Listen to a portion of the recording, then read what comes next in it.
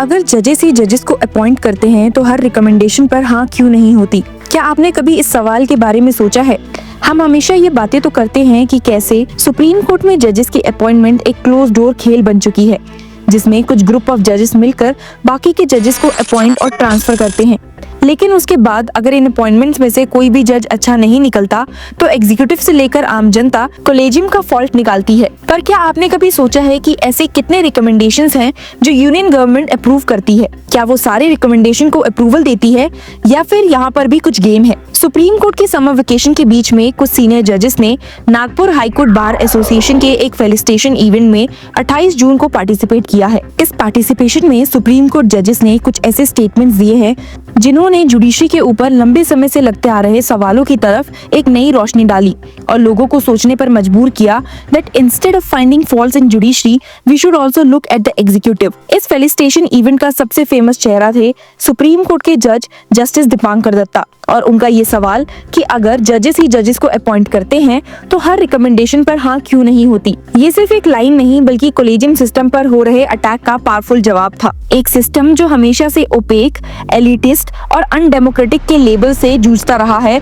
उस पर जस्टिस दत्ता का ये प्रत्यक्ष वार जुडिशियल नैरेटिव में एक नया पेज खोलता है और वो भी कोर्टरूम के बाहर सीधा समाज के मुखातिब को होकर। इवेंट में मौजूद जब सुप्रीम कोर्ट के जज जस्टिस दीपांकर दत्ता ने जब माइक उठाया तो सिर्फ एक फॉर्मल स्पीच की उम्मीद थी, लेकिन जो हुआ वो एक धमाकेदार रिबटल था उन सब क्रिटिक्स के लिए जो कहते हैं कि जजेस अपॉइंट जजेस और कॉलेजियम सिस्टम पर उंगलियां भी उठाते हैं।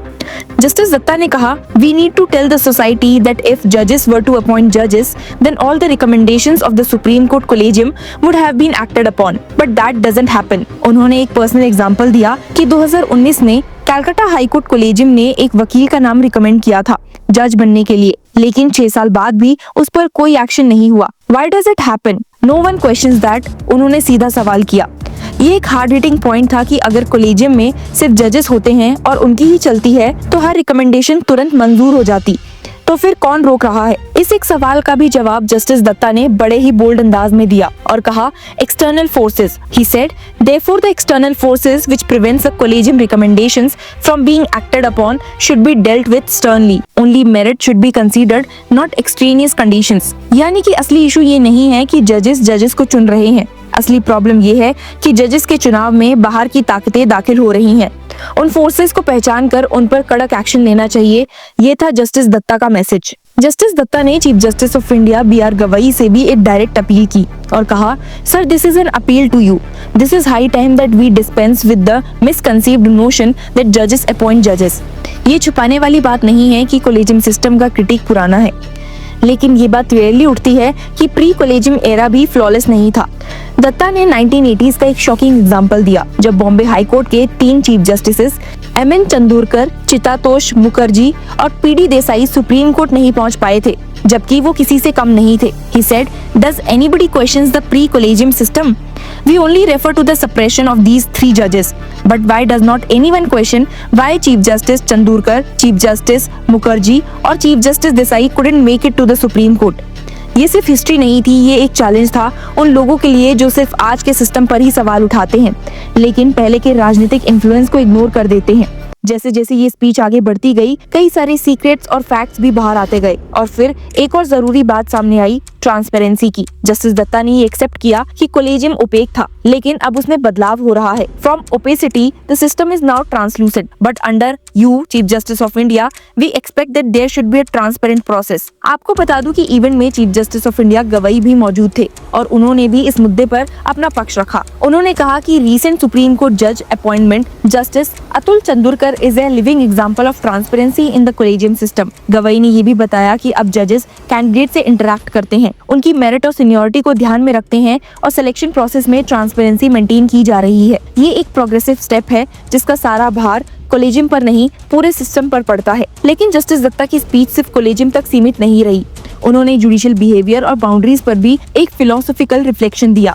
एकदम क्लियर और पोएटिक स्टाइल में उन्होंने कहा, judicial activism has come to stay. Sometimes activism progresses towards judicial adventurism and if it further overreaches then critics say it amounts to judicial terrorism. यही क्वेश्चन के टोन में उन्होंने 5 गाइडिंग प्रिंसिपल्स दिए। D यानी कि धर्म, S यानी कि सत्य, N यानी कि नीति, N यानी कि न्याय और S यानी कि शांति। DSNNS धर्म का मतलब उन्होंने रिलीजन नहीं राइटियसनेस से दिया। Do what is right and correct, सत्य यानी कि ट्रुथ सीकिंग का कमिटमेंट, नीति यानी कि लीगल प्रिंसिपल्स, कॉन्स्टिट्यूशन, स्टैट्यूज, न्याय डिस्पेंसिंग जस्टिस विद फेयरनेस और इन सब का फाइनल गोल शांति यानी कि peace in society. Justice Datta ने वार्न किया, let's not forget and rather we must abide by these principles, otherwise critics will say we are overreaching and thus by adhering to principles we will not cross the Lakshman rekha of judicial terrorism. यानी judiciary का role सिर्फ activism का नहीं, balance discretion का भी है। Judiciary अगर शांत हो तो समाज में शांति बनी रहेगी। ये नैरेटिव उस जमाने में और रेलेवेंट है जब सुप्रीम कोर्ट डिसीजंस का पॉलिटिकल और पब्लिक डिस्कोर्स में डायरेक्ट इफेक्ट पड़ता है। उन्होंने जुडिशियल ऑफिसर्स को याद दिलाया कि उनका काम सिर्फ लॉ अप्लाई करना नहीं बल्कि सोसाइटी में जस्टिस और पीस को सस्टेन करना भी है। We are an important stakeholder in the society and we along with other organs must strive to ensure that there is no अशांति बिकॉज ऑफ आवर ऑर्डर्स। ये speech सिर्फ एक event का हिस्सा नहीं थी, ये एक इंस्टीट्यूशनल इंट्रोस्पेक्शन थी जिसमें एक सिटिंग सुप्रीम कोर्ट जज ने जुडिशियल अपॉइंटमेंट सिस्टम और उसके लिमिटेशंस और उस पर पड़ते एक्सटर्नल इन्फ्लुएंस और ट्रांसपेरेंसी की नीड को ओपनली एड्रेस किया। और सबसे बड़ी बात कि ये एक कन्वर्सेशन का इन्विटेशन भी था। कोलेजियम के सपोर्टर्स, उसके क्रिटिक्स और पब्लिक सबको ये समझना होगा कि सिस्टम के फ्लॉज के लिए ब्लेम गेम से ज्यादा जरूरत है रिफॉर्म और अकाउंटेबिलिटी की। क्या कोलेजियम परफेक्ट है? शायद नहीं। क्या उसमें इम्प्रूवमेंट हो रही है? हाँ। क्या ब्लेम सिर्फ जजेस पर डालना सही है? बिल्कुल नहीं। जस्टिस दत्ता ने एक बात क्लियर कह दी कि अगर हम सिर्फ जजेस अपॉइंटिंग जजेस के नैरेटिव में अटके रहेंगे तो असली कल्प्रिट एक्सटर्नल इंटरफेरेंसेस कभी एक्सपोज नहीं होंगे।